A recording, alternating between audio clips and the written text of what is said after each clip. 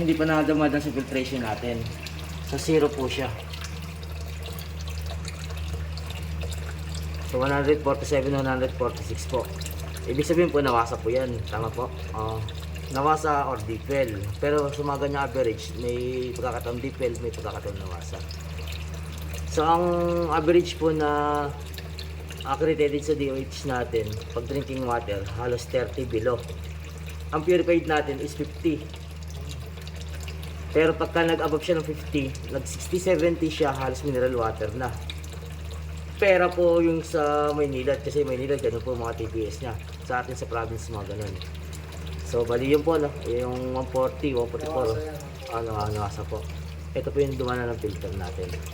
So inuulit ko po, 30 below, drinking water na po siya, no? Pagka distill tayo, 0. Pero hindi na po magiging distill dyan kasi marami pa pong processing or ano yung distilled water natin.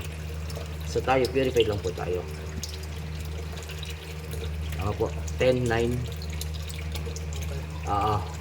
So 10.9 sa base sa tubig sa aming mga na-experience namin. Yung 10 below po natin, ang tubig niya is manamis-namis. Pagka 0 po distilled water yon. Kasi lang hindi po siya magsi 0 kasi hindi naman po tayo distilled water. 9, 10, 9. Sa drinking water po siya. Pwede niyo po siyang tikman, sir. In case na ano po niyo. Okay na. Magtitikman lang natin yung lasa niya. Kung okay sa inyo. Yan. Opo. Drinking water na po yan. Pero at least sir, mga halos mga 10 minutes, hayaan mo siya nagpa-flashing. Hayaan mo siyang tumutulog. Ngayon, tetest lang namin, papatay namin para pag-automatic. Kasi pagka nakabos po ng ganyan, umaandar po nagra-running yung machine natin. Pero subukan. Ano yun, kailangan ba yan nakasaksak lang siya? Yes po.